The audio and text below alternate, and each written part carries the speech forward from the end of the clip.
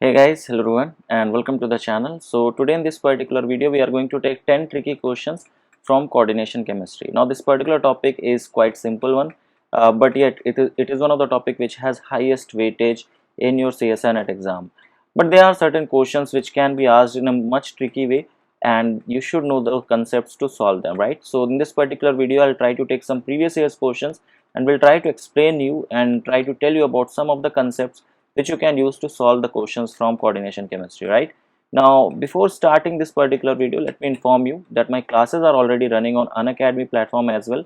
The classes are live over there, and if you are interested in that, you can join my classes on Unacademy platform as well. Right now I am taking revision classes for CSI NET exam.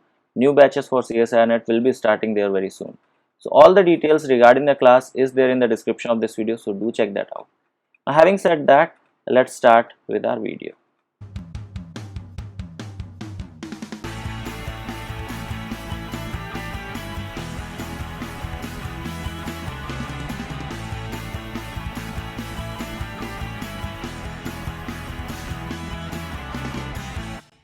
Alright, so let's take this first question over here, which is asked for 2 marks in your CSIR December 2019 exam.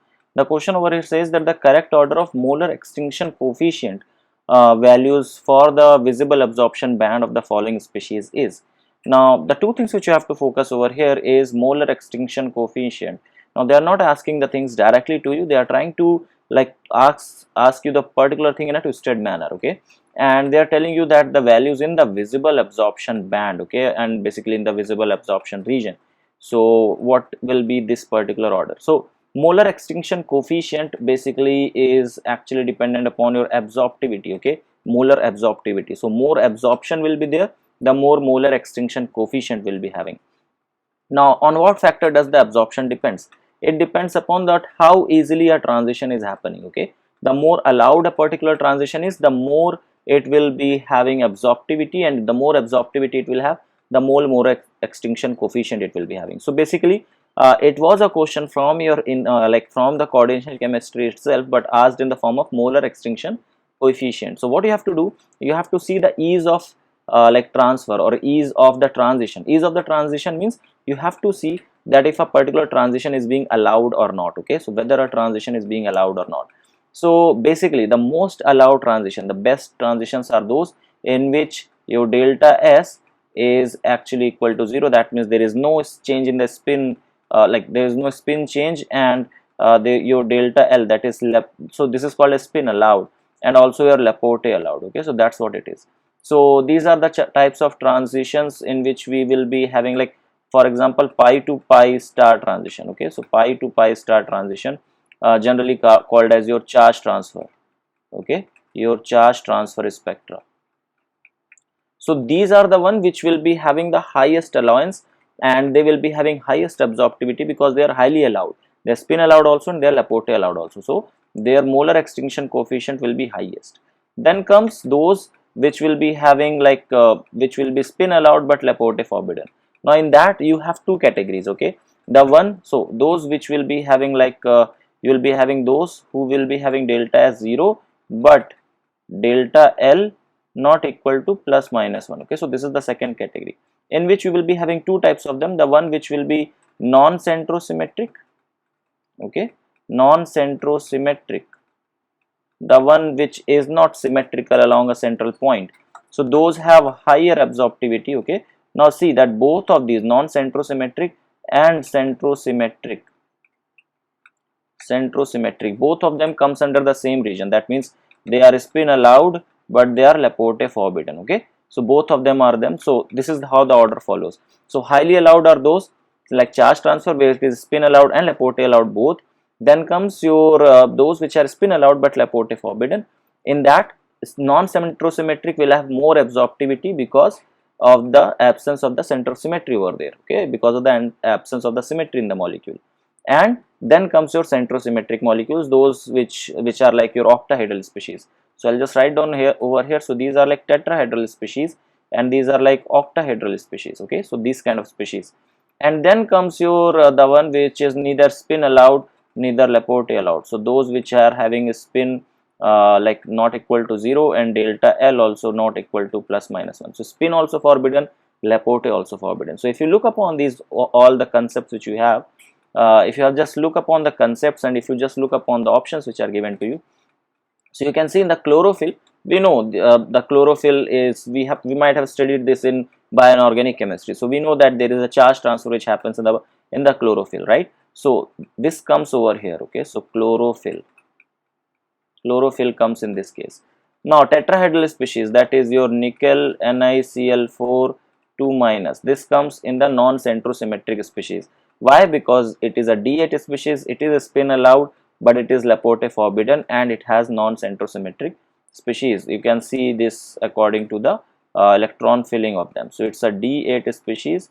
So 5, 6, 7 and 8. So it is a spin allowed, but this is Laporte forbidden, tetrahedral species. That's why. Next come your centrosymmetric and spin allowed, Laporte forbidden. Now you have two centrosymmetric molecules, your chromium complex, you have manganese complex. Manganese is in +2 state, so it's a D5 species. D5 species are D5 high spin species are spin forbidden as well as Laporte forbidden. So manganese complex will be least. Next comes your chromium complex. Okay, so yeah, this is what your nickel complex is. Then comes your chromium complex, CrH2O whole 6 and +2. So if you see here, chromium over here is in like +2 oxidation state, and it's a D4 species. So D4 species in the octahedral high spin will be drawn like this. So this is a spin allowed as well as, so it is a spin allowed and Laporte forbidden. But since it is centrosymmetric, that's why its absorption, molar absorptivity will be lower. And at the end you will be having manganese complex. Okay, so MnH2O whole 6 +2. This is spin forbidden as well as Laporte forbidden. That's why. So the order of this will be followed in your option number 2, and that's why option number 2 is the correct option for this particular question. So this is how you have to approach this. Okay, so you should know this order. Okay, if this question might be asked in the form of like which has higher intensity, in the which absorption band has higher intensity, so for that also you have to follow the same order. Okay, same order will be followed for intensity of the absorption band. Understood? All right, so let's go for the next question then. All right, so let's look upon this particular question which was asked in CSIR December 2019 exam, and it was asked for 4 marks. Okay, this was a 4 marker question. It says that in the electronic spectrum of IRBr6 2 minus, so it's a iridium bromide, and it's a octahedral complex of that. It says that the number of charge transfer bands and their origin are respectively. Okay, so first of all we have to look that this particular complex which is given to you is your IRBr6 and 2 minus. So in this case the oxidation state of iridium is +4. Now you can see that the metal is in high oxidation state, right? The oxidation state is high oxidation state. Then the ligand over here is a good pi donor. Okay, so ligand is pi donor ligand. Now once you know both the things, then you have to understand that this is a case of your ligand to metal charge transfer. This is a ligand to metal charge transfer species. Fine. So once you understood that it's a ligand to metal charge transfer, now you can see the molecular orbital diagram of that, and now you can understand the origin of the transition and how many transitions you are going to get. Okay.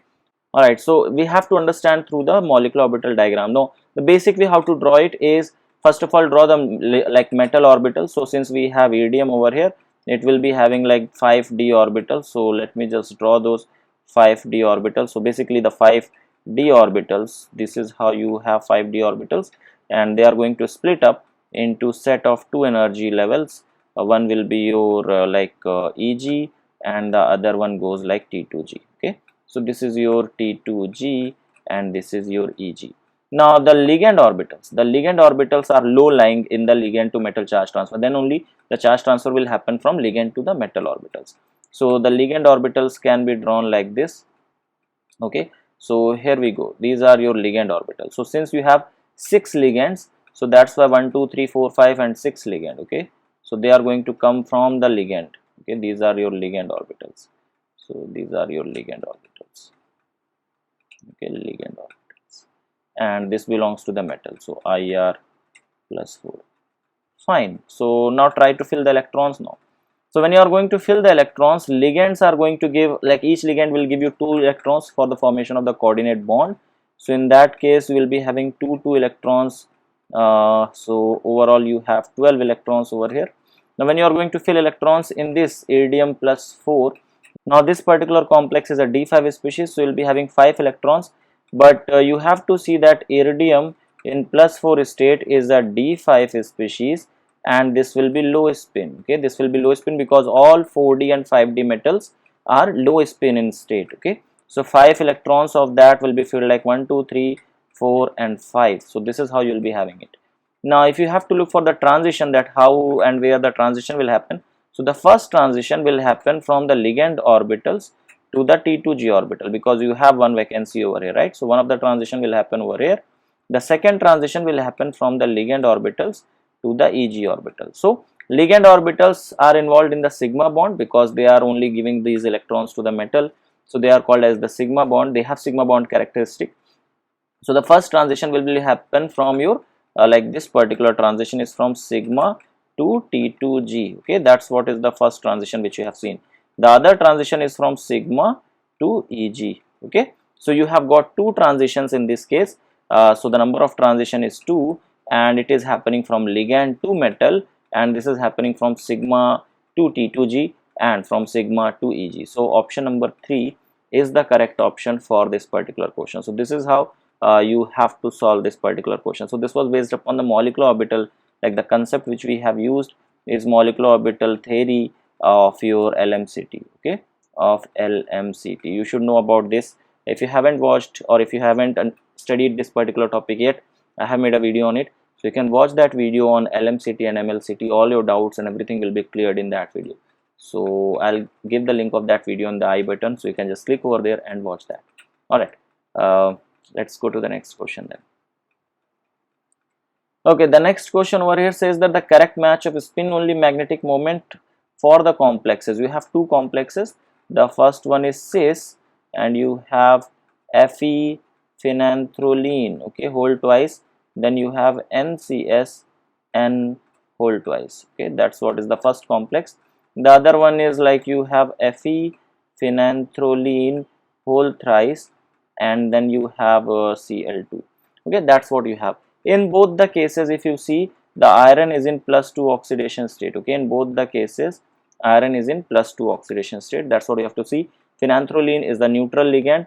NCSN is our like monodentate or -1 ligand. Then this, in this, when you break this particular like the ionic bond of this, so you will be having Fe phenanthroline whole thrice 2 plus. So iron will have a +2 charge. All right. So this is one thing which is done. Now the concept used to solve this particular question is called as your spin crossover. Okay, a spin crossover effect. So if you haven't watched anything or if you haven't studied this particular topic yet, spin crossover effect, so I'll just attach the link for my video on spin crossover effect, and this is explained in detail in that particular video, and you can easily solve that. Okay, you can easily understand and you can easily solve this question after watching that video. So if you haven't studied this topic, I will highly recommend you to watch that video. All right, now once you know that it's on the spin crossover effect, a spin crossover effect says that at a particular temperature, when iron phenanthroline complexes, when they pass a particular temperature, there is a temperature range which is given. So beyond that temperature, if you increase the temperature more than that, so at high temperature the complex become high spin, and when the temperature is lower than that, it becomes low spin. So that temperature is 323 Kelvin. Okay, this is the temperature which we have. All right, so this is an experimental phenomena which has been seen. So if you see, now you have Fe phenanthroline whole twice NCS whole 2. Now here this NCS is a weak field ligand, and the temperature is kept at 300 Kelvin for the given case. So in this case, since NCS N2 is a weak field ligand, although phenanthroline is a strong field ligand, but yet they are less in number. There are just 2 phenanthroline and there are 2 NCSN which are very weak ligands. So overall the whole complex remains in the influence of a weak field ligand, and the complex remains a high spin complex. So this particular one, this first one is your Fe like Fe plus 2, and it's a high spin complex. Now if you look for this Fe plus 2 in high spin, So Fe plus 2 in high spin, this is a D6 species, right? So D6 species will be drawn like this. In the octahedral field, you will fill the electrons like this. So 1, 2, 3, 4, 5 and 6. So this is how you have.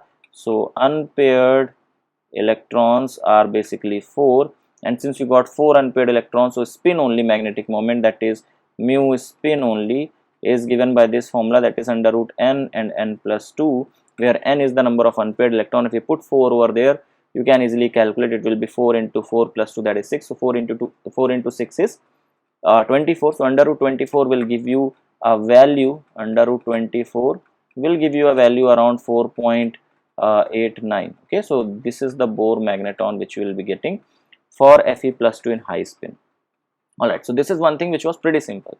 Now when you have phenanthroline only in the ligand, as a ligand you have only phenanthroline, and phenanthroline are quite strong ligand, quite strong field ligand. After carbonyl, after alkenes, you have phenanthrolines over there. So these are quite strong field ligand, and in the presence of them you will be observing this spin crossover effect, and at a temperature which is 300 Kelvin, which is lower than 323 Kelvin, your species will be low spin. So at lower temperature than 323 it is low spin, at higher temperature than 323 it is high spin.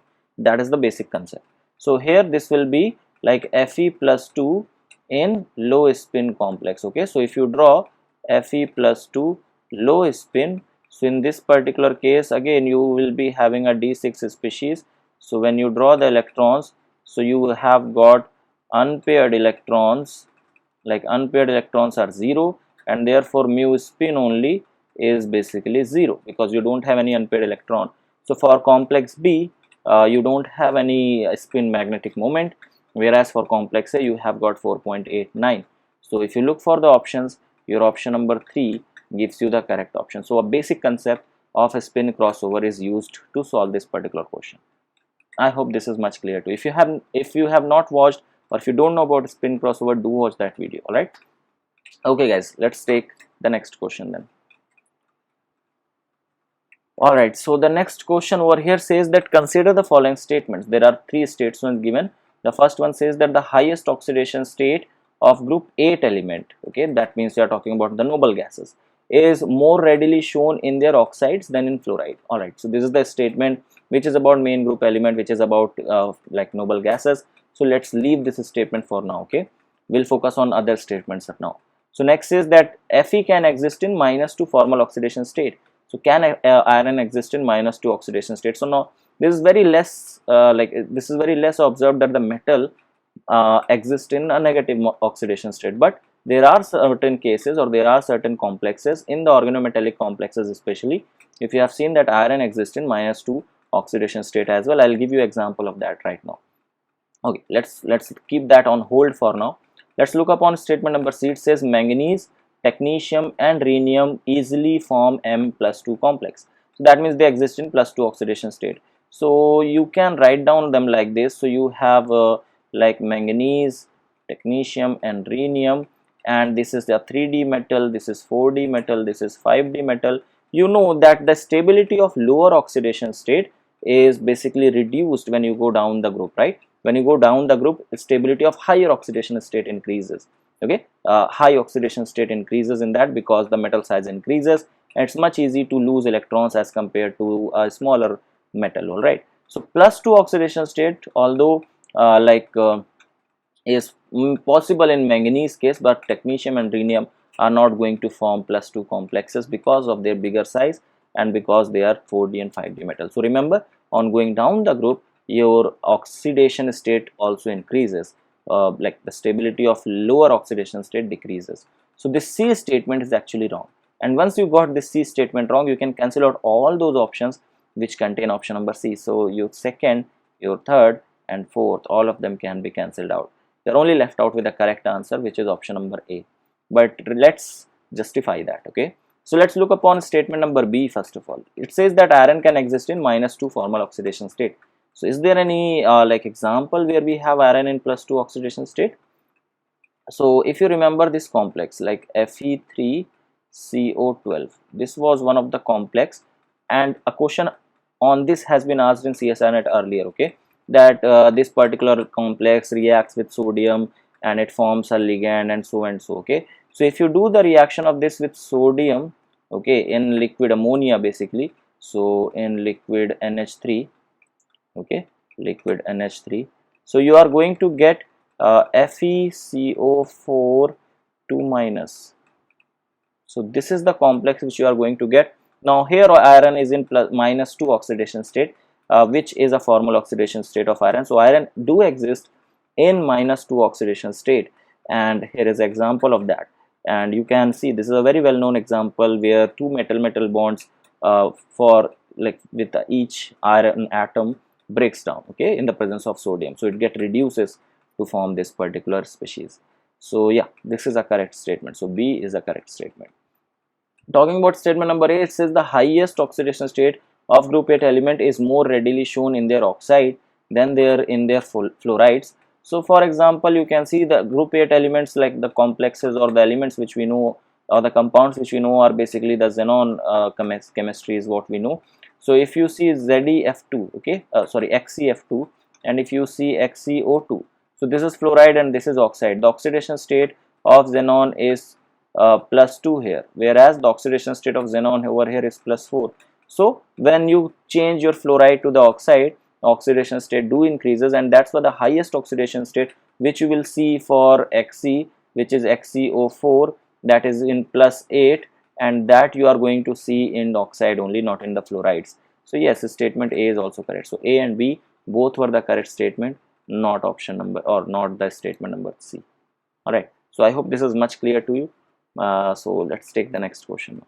Alright guys, let's take this particular question now. This was asked from CSI June 2019 exam, and this was a 2-marker question. Okay, this was asked for 2 marks, and this question can be solved in many ways. There are many ways to approach this particular question. You can solve this particular question based upon your outer sphere or inner sphere mechanism. That is also one of the way to approach, but I would not go in that technicality to solve this question. I will try to explain you in the best easiest way. Okay, if you have not watched videos on outer sphere and inner sphere mechanism, so here's a link for that. I'll attach the link for that particular video. You can watch that video in which I have explained outer sphere mechanism and inner sphere mechanism. But yet, if you don't know that, I'll just give you a trick, okay, just a simple trick to solve these types of questions. The first thing is when it says that the self exchange electron transfer, okay, they are talking about self exchange electron transfer reaction, when it is going to be fastest. So the self exchange electron transfer reaction means the electron is being exchanged between the same type of metal species. So what happens over here, that it depends upon the bond length, okay, it depends upon the bond length between the oxidant and the reductant. Now what's oxidant and what is reductant? For example, if I take the first one as one of them, so here I'm going to have two complexes. One is Ru NH3 whole 6. It is given 2 plus slash 3 half, right? That, what does that mean? It means one of the complex is 2 plus and the other complex is basically Ru, and you have NH3 whole 6 and 3 plus. That's what you have. Now in order to become from here to here, what you have to do, you have to remove one electron from this particular one. So this particular species, it's itself undergoing oxidation in order to become this species. Okay, so who is oxidant? So this particular species, oxidant or oxidizing agent. So this species is being oxidizing agent who is taking up an electron. So one is oxidizing agent, and this particular species, the +2 state, is the reductant which is giving one electron to reduce this. Okay, so there is a kind of like equilibrium kind of thing which is happening in this, but yeah, fine. This is what this slash means. Okay, that means there are two different oxidation state of the same complex which you have to consider over here. Now one being oxidant and one being reductant, what you have to understand, the concept which I am going to use over here is that that if the bond distance, okay, if the bond length between the oxidant and the reductant is smaller, if the bond length differences between the oxidant and the reductant is smaller, in that case the self exchange electron transfer is maximum. Okay, what I am telling is the easy trick to approach this question, or the easy way to approach this question. This question can also be done based upon outer sphere and inner sphere mechanism. You have to look for labile and inert complexes. That's one of the way to approach it, but I am going to tell you in the other way. Okay, just try to understand this. Okay, so the concept which I am using is this, that the bond So eventually I am doing the same thing only. I am doing the outer sphere and inner sphere mechanism only, but I'm doing it in a different way. That's what it is. So bond differences or bond length, okay, of oxidant and reductant are different. Okay, that means that bond length basically difference. Okay, I should write down it like this. So bond length difference of oxidant and reductant. This is the first thing. Now how to understand that there will be a bond length difference in that? So the bond length changes if there is involvement of Eg orbital which comes here. Okay, so if involvement of Eg orbital is present. Okay, so if involvement of Eg orbital is present, then what happens? Then bond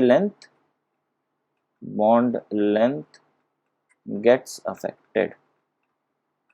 Okay, this is the simple concept. Now you have to see that in which of the complexes there is involvement of this Eg orbital.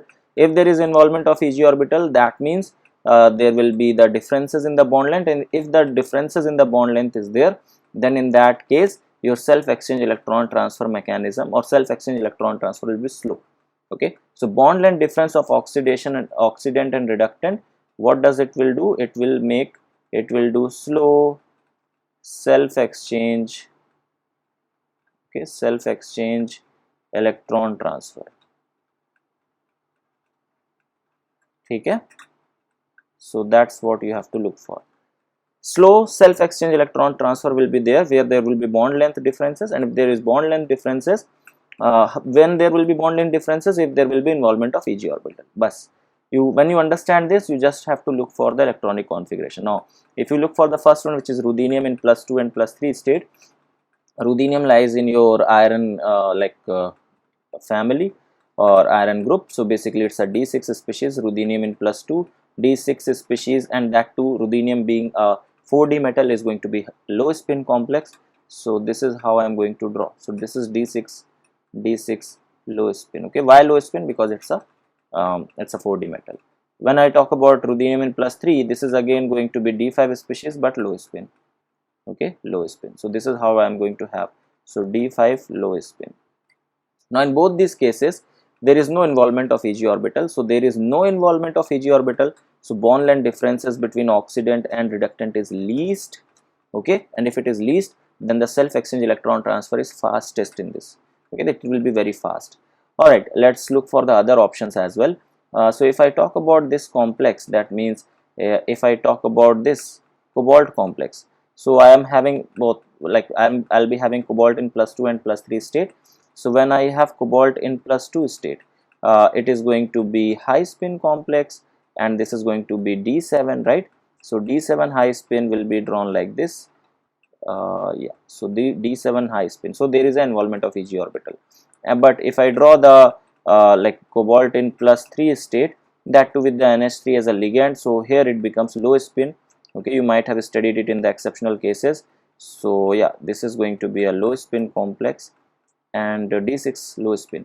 So here there will be no involvement of Eg orbital, but since the reductant is going to have involvement of Eg orbital, so there will be bond length differences over here more than the ruthenium complexes. That's why the self exchange electron transfer will be slower than the ruthenium complex. Okay, so it will be slower in this case.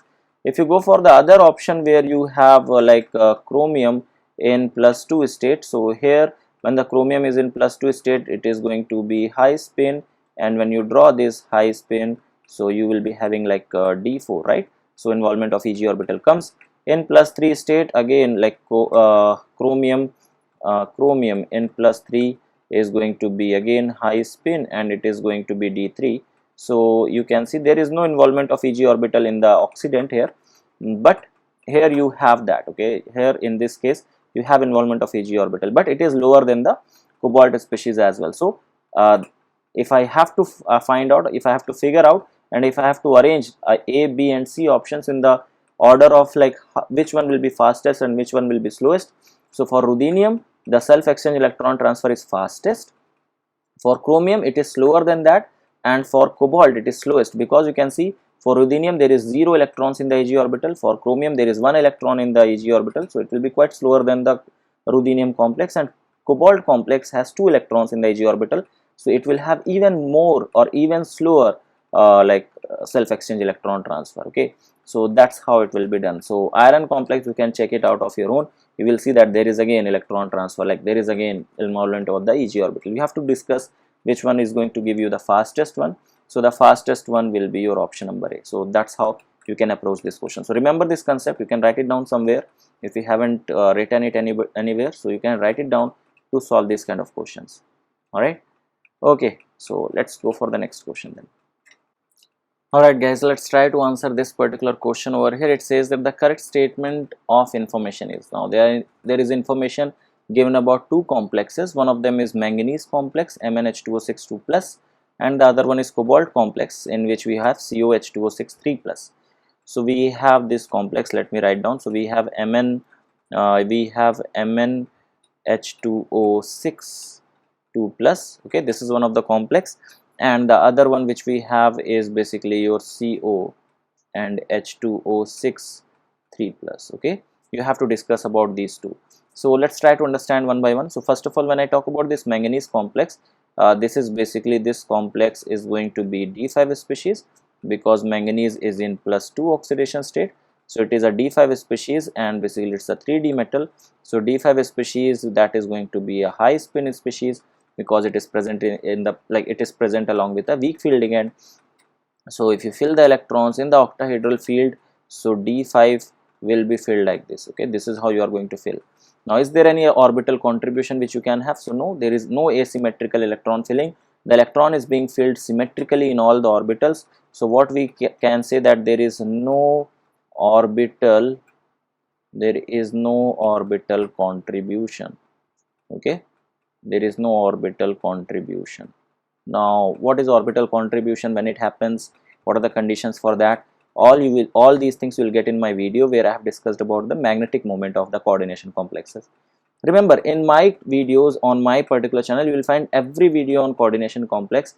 Every topic has been discussed in this. Okay, so yeah, you can go and watch that video where I have discussed about the orbital contribution, where I have discussed about the magnetic moment. So I'll attach the link of that. You can just click on that I button and you will get that. Okay, fine. So no orbital contribution. So in that case, what I can say is, whatever I am going to observe as my magnetic moment is going to be my spin only magnetic moment. Okay, so this should be equal. So in that case, you can just cancel out option number B, and you can cancel out option number D as well, because they are telling you that the observed magnetic moment will be greater. That you will get in the case of orbital contribution, but since you are not having any orbital contribution for this particular question, so that's why you are well and okay with that. Okay, let's talk about this particular one. Here cobalt is in +3 oxidation state. Okay, so +3 oxidation state of cobalt means it's a D6 species, and that to a 3D6 species. Now if you have watched my video on the basic of coordination chemistry, there I have discussed some of the exceptional cases. Cobalt is one of them. Cobalt in +3 oxidation state along with water or ammonia as a ligand behaves as a low spin complex. Okay, it forms a low spin complex. So here we have low spin complex, and that's how you are going to have 6 electrons will be filled like this. So this is going to give you a diamagnetic species. Okay, so this is going to be diamagnetic. So that's why your correct option will be your option number C, which says that mu observed is equals to mu spin, and it is diamagnetic species. Remember, in the exam when it was asked, many people did option number A because they were unaware about the exceptional case of cobalt +3. So if you have watched this video, now you are well and like you know that thing, right? So just note it down somewhere if you don't know up till now. All right, let's go for the next question then. Okay, so the next question over here says that consider the following statement regarding electronic spectra of high spin complexes. There are these complexes given, like titanium in +3 complex exhibit one sharp band. Other one says that cobalt in +2 and chromium in +3 complex exhibit 2 broad band. Then you have manganese +2 complexes exhibit series of weak and sharp bands, fine, and nickel in +2 complex exhibit 3 broad bands. So this is how, and this is what it is given to you. We have to see that which one is the correct one. Okay, if I talk about the first one, the concept which you are going to use to solve this particular thing, or to solve this particular question, the concept which we are going to use is basically Orgel diagram. Okay, Orgel diagram, okay, and basically your DD transitions. Okay, we are going to talk about DD transitions. Okay, so let's look upon this. First one says titanium in +3 state.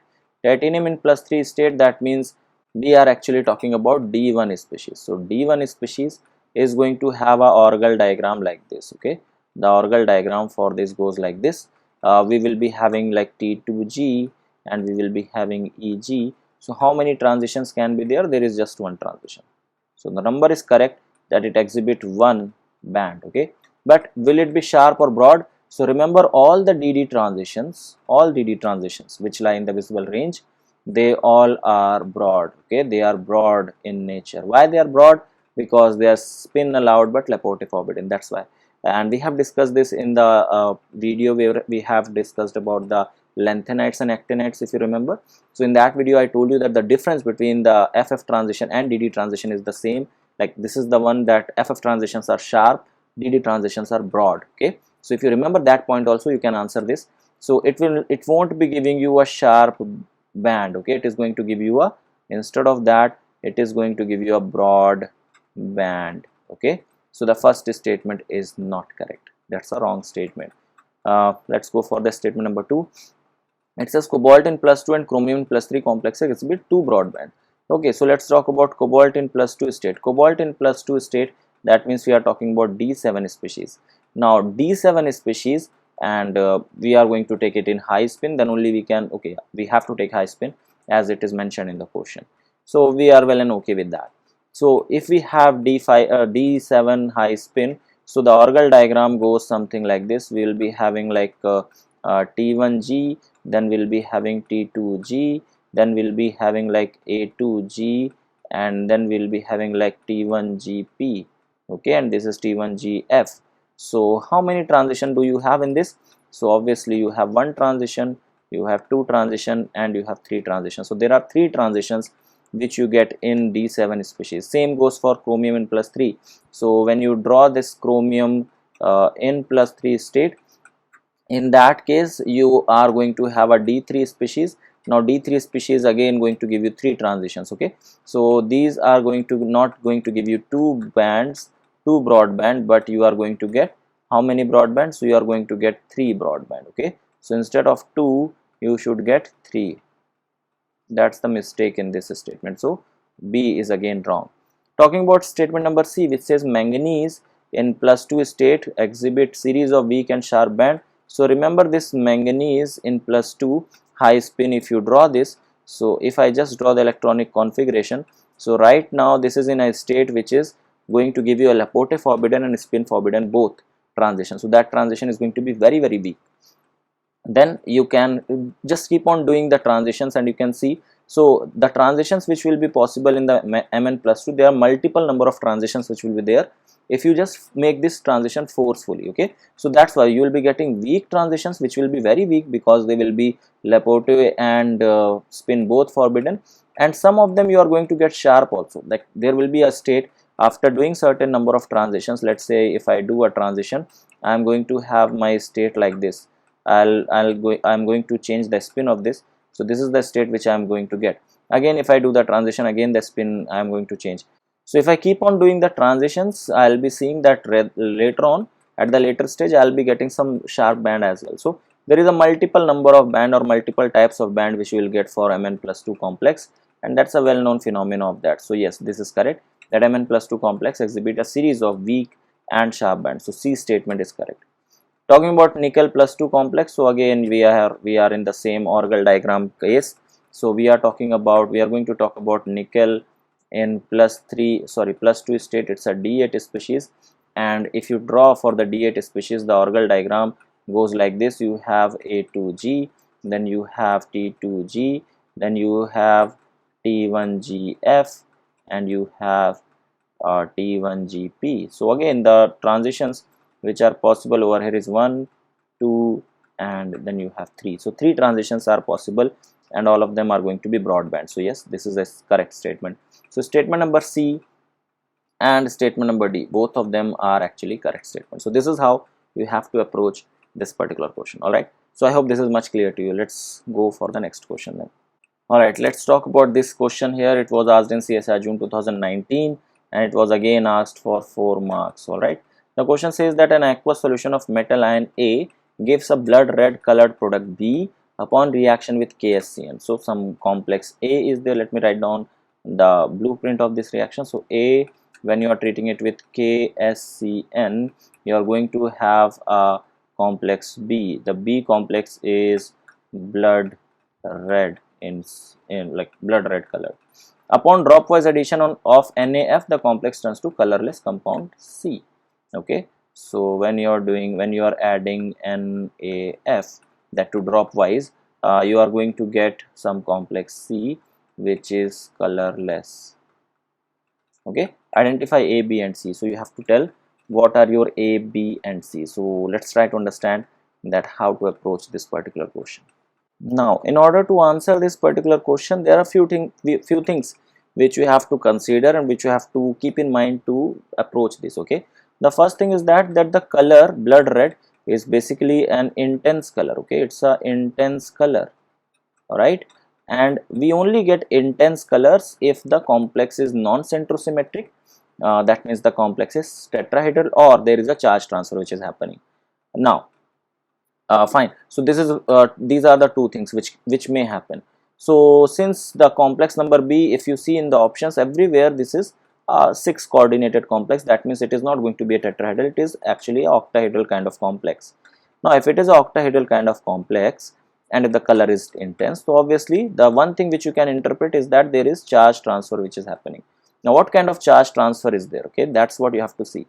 You are treating it with KSCN. Now SCN is your thiocyanate, and here you can have like this can behave as a good pi donor, and it is a pi, if it is a pi donor ligand, it needs a metal which should be able to accept electron in order to make a charge transfer, which is called as ligand to metal charge transfer. So for that we can interpret for now that there is LMCT happening. Now if LMCT is happening, what does that means? It means that metal is in high oxidation state. Okay, if metal is in high oxidation state, then only ligand to metal charge transfer will happen. Now in this case, if you see, there is 2 oxidation state of iron mentioned for A. There is +2 oxidation state and +3 oxidation state. The highest one which we can take is +3. So for now I am assuming that iron is in +3 oxidation state. Okay, let's take it as the given ones. Okay, as the given conditions. Okay, as the most interpreted thing. So that's how you can go towards the correct answer. Okay, so iron is in +3 oxidation state, so Fe in +3 oxidation state, if you treat it with KSCN, so what you are going to form basically, so this is going to form a complex of iron H2O5, okay, and SCN. Now remember, the oxidation state, the overall oxidation state does not changes in these types of reaction. Okay, in the charge transfer spectra, the overall oxidation state of the metal does not change. So if it is in +3, it will remain in +3. Overall oxidation state of metal should be +3. Now see, if that is true in the option, that also will help you to rectify some of them. For example, if you see the option number A, iron over here is in +2 oxidation state. In this complex also it is in +2 oxidation state. So that's fine, going with the regular trick. Here iron is in +3, it is giving you +3. Here it is in +2, giving you +2. Here it is in +3, and here the oxidation state which you are getting is going to be yeah, it's -3, so it's going to be +4. So that's not going to happen. Okay, the oxidation state of iron over here is +4, which should not have happened because iron is in +3 here. So +3 to +4 you cannot go. So D option you can just cancel out. Now left out with option number A, B and C. As per as our technique, we have seen that the iron is in +3 oxidation state. So if it is in +3 oxidation state, it reacted with KSCN. So the most probable is this one. Okay, the most probable species which we can get is this. Now the next thing which is given is after dropwise addition of NaF. So if I add NaF dropwise to this, so what will happen? Substitution reaction will happen one by one, and all the ligands over here are going to get substituted by iron, and basically you are going to have Fe F6 3 plus. Okay, that's what you are going to get. And see, this particular one is blood red. The color of this is blood red, and that is because of ligand to metal charge transfer. Okay, there is a ligand to metal charge transfer which is happening, whereas in this case there is no ligand to metal charge transfer. The ligand is not a good pi donor ligand, so there is not a good ligand to metal charge transfer which is happening. So what, why this is colorless? So this is colorless. Why it is so? Because this is a D5 species, and a D5 species, that too in high spin, is a spin like spin forbidden and Laporte forbidden, so no transition. Okay, there is no DD transition which you can have over here in this case, so no allowed transition. That's why the color becomes colorless. Okay, so but the overall oxidation state should be satisfied, so that's why it is +3, and that's how you got your option number B. So to do this particular question, the basic thing which you need to know is that your complex will give intense color when the complex will be either non-centrosymmetric or there is a charge transfer. Once you got the charge transfer, you have to see what kind of charge transfer you have.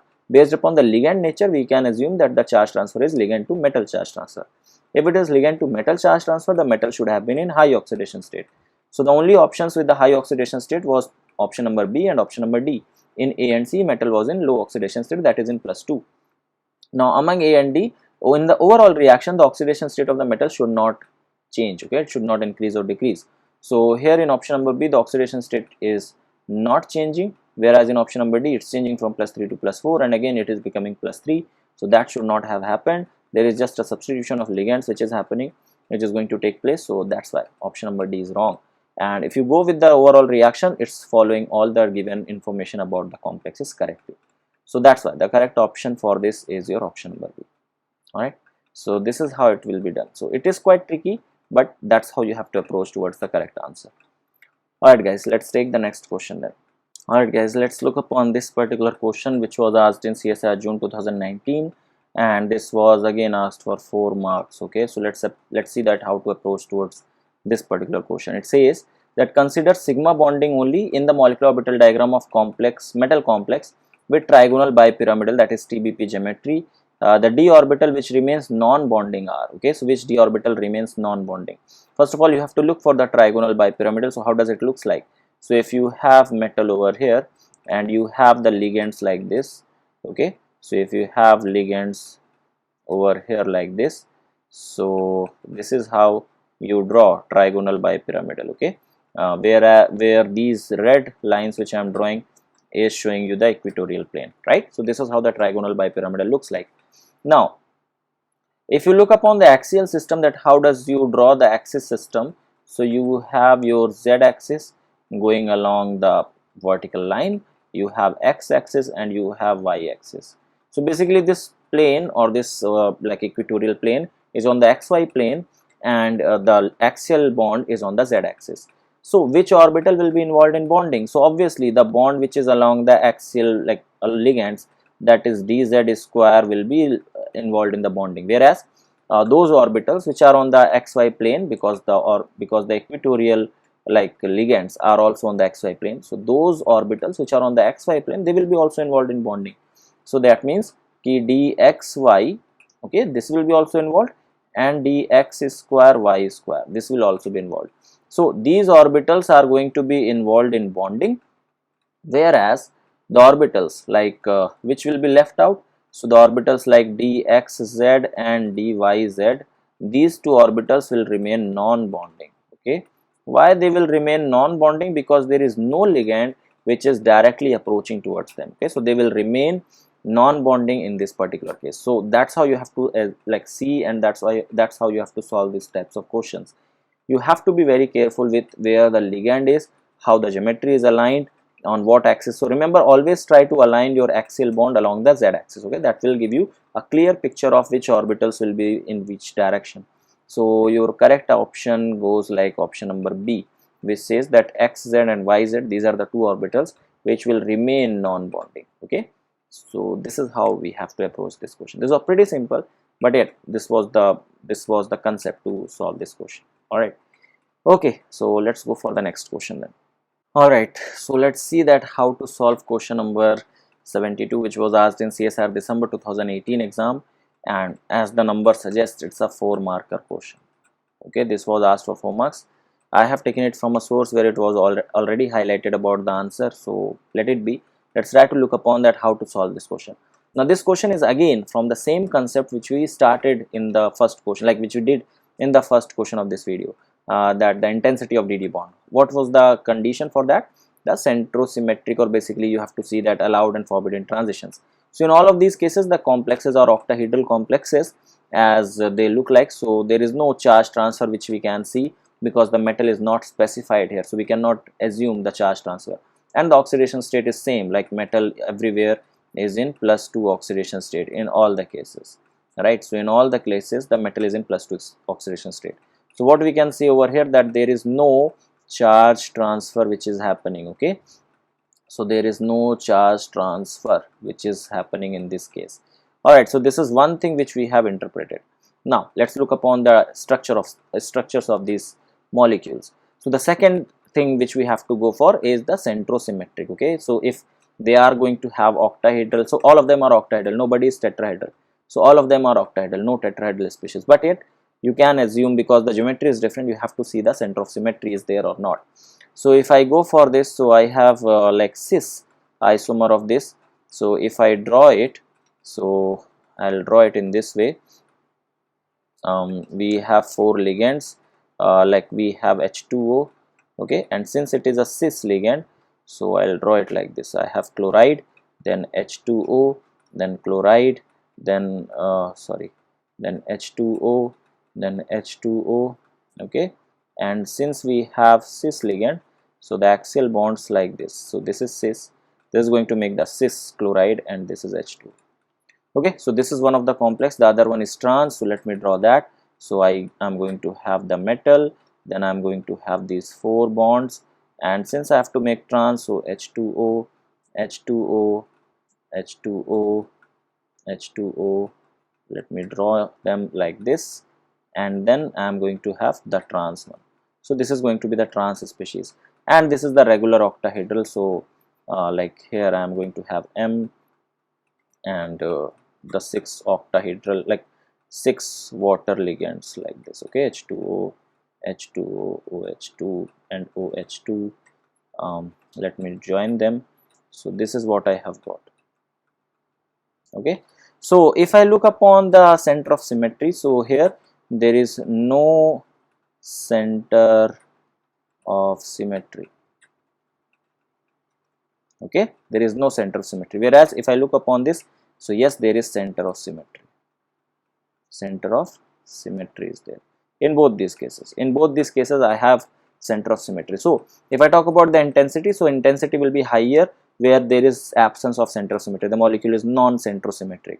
Okay, the first one is non-centrosymmetric,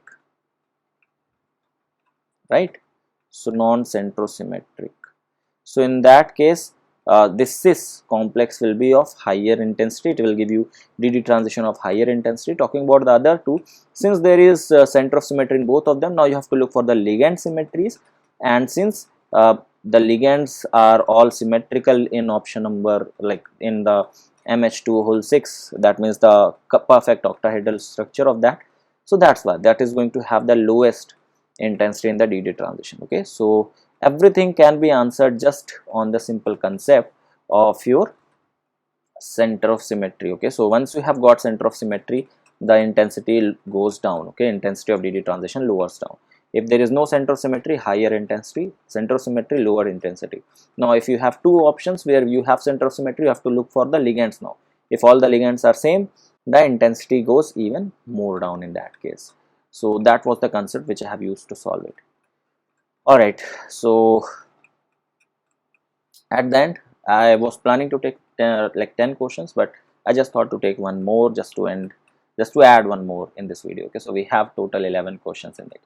Okay, so here it says that the correct set of electronic configuration for the metal in the octahedral geometry for strong John-Taylor distortion. Remember, for strong John-Taylor distortion, okay, for strong John-Taylor distortion, what we need, the condition is that there should be asymmetric Okay, asymmetric electron filling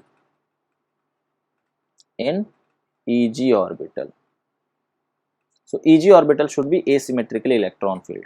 That means if I have Eg1 or if I have Eg3, these are going to be two of the electronic configurations which have asymmetric electron filling. So you have to go for static John Taylor. You have to see that where you are going to get Eg1 or Eg3.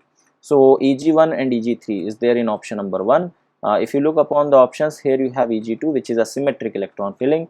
Here again you got Eg2, which is a symmetric electron filling. Eg2 again it's symmetric electron filling. So the only option is option number 1, where you have asymmetric electron filling. You can see this asymmetric means if you have this Eg1, so this is what it is. T2G, how many electrons are there, that doesn't matter, because for static we see for the Eg orbital. Okay, and same goes for the other one. So yeah, if you have Eg3, so it goes like this, right? So Eg3 goes like this, right? So this is how we look for. So for static John Taylor, Eg orbital should be asymmetrically filled. That means either Eg1 or Eg3.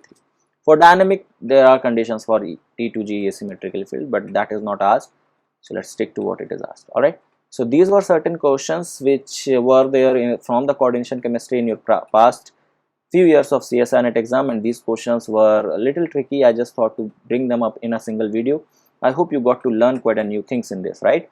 Okay, so thank you so much for watching this video. This was all for you guys, for your preparation of the exam. And if you are new to this channel, do subscribe to the channel.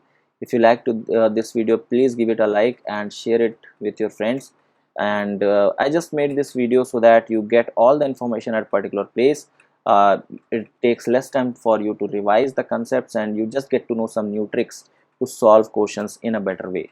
Alright, so that's all from my side for this particular video, guys. Thank you so much for watching, and I hope these videos are helping you in your preparation, and you guys are taking the best of it. Alright, so that's all from my side. Thank you so much for watching, and have a great day. Bye bye.